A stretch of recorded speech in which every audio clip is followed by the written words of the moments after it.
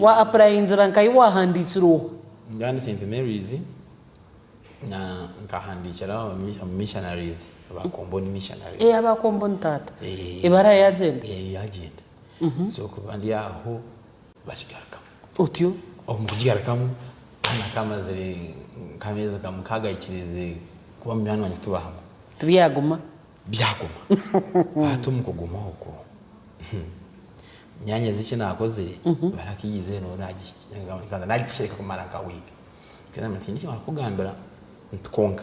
kijyo mu ngaro zawe niwe determinant ibi ni urasharimo kandi cyo urasharimo cyo turakora kandi ndaganza nico ndigenda nacyo mbeno ati yatecho niki niza twati yo mucumuro muhita kwigizima ndi riduturu mbikagenda bitasha ayi bambe umurabira mba riduturu tinamugamente girecho washoma ati shi wafuna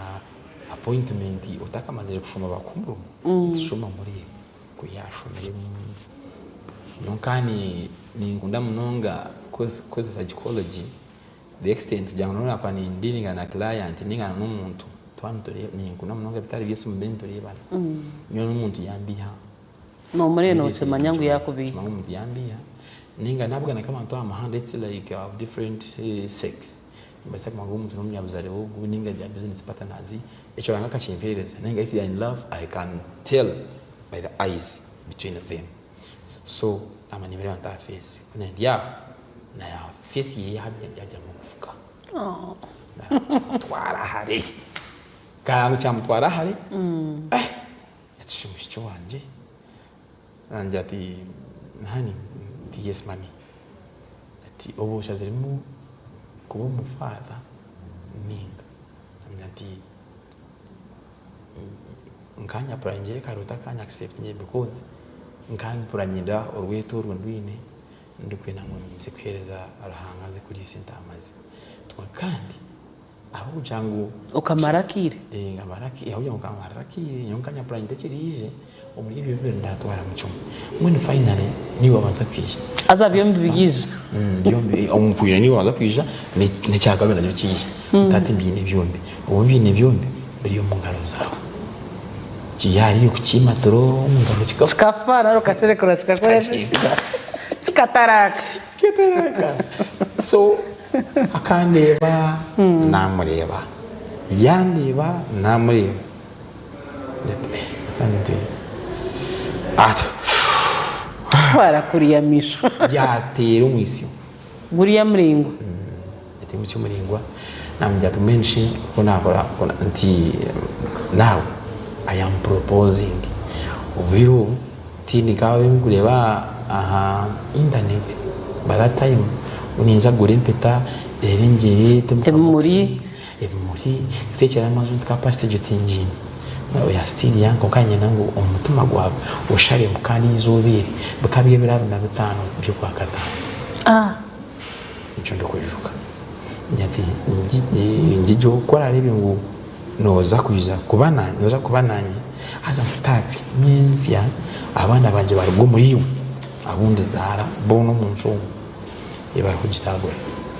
oh dear ndugitagura yakati ndamujingara na tate response tokwiza following up ba following up abati response because kana cause research about it tubweno gitagure mu kabiri banyangwe cyo wicaraza ebara bagitagura man yandi wala azumukazi wanje ari so quiet so calm tagamba ngata cyera twe tuganira nkaho muri go congregation usanga yabiga mu kabiri tagamba atakamanya nateka ki takumanya nenje kiga mutumagwe so konabere ndiyawo